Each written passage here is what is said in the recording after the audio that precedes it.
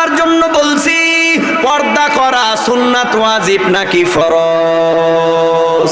আরো জোরে বলেন। নামাজ পড়া কি, হজ করা কি, যাকাত দেয়া কি?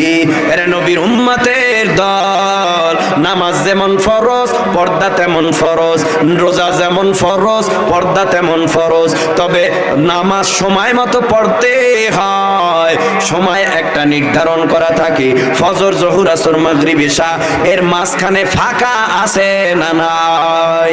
কিন্তু পর্দা এমন একটা ইবাদত, দুপুরে করলাম সকালে বাদ দিলাম না, না সকালে করলাম রাত্রে বাদ দিলাম না, না।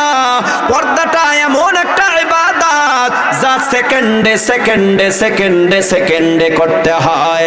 রাস্তায় হাঁটলে পর্দা করতে হয়, যাদের সাথে দেখা দেয়া হারাম, দেখা দিলেই একটা কবিরা গুনাহ, একটা কবিরা গুনার সাজা জাহান্নামের আগুনে ভোগ করতে হবে ৭,০০০ বছর।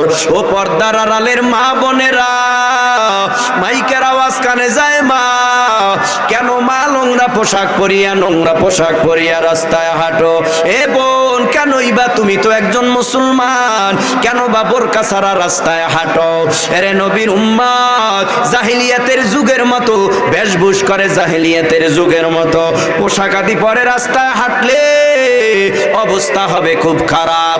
আপনাদের সমাজে এলাকায় কাঁঠাল গাছ আছে আমি ভালো করে জানি, একটু উঁচু আওয়াজ দেন। কাঁঠাল যখন পাকে, এই কাঁঠাল অনেক বেশি হয়ে গেলে বাজারে বিক্রি করার জন্য নিয়ে যাওয়া হয়।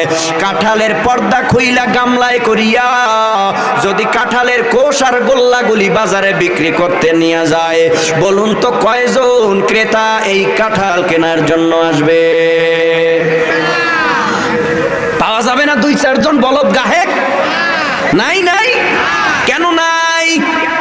যেটা পাগল এটাও কইব, ওই বেটা তোর কি মাথা খারাপ, পর্দা খুইলা কেন কাঁঠাল আনছো?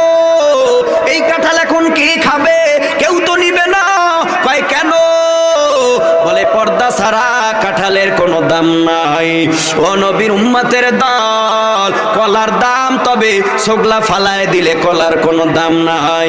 এরে নবীর উম্মতের দল, যদি কলার দাম বাড়াইতে চাও, কলার পর্দা খুলিও না, পর্দা সহ বাজারে নাও। যদি কাঁঠালের দাম বাড়াইতে চাও, পর্দা দিয়া কাঁঠাল বাজারে নাও। আর এই দেশের নারীদের যদি দাম বাড়াইতে হয়, পর্দা ছাড়া দাম বাড়ানো যাবে না, সকল নারীর পর্দা করা লাগবে, ঠিক কিনা?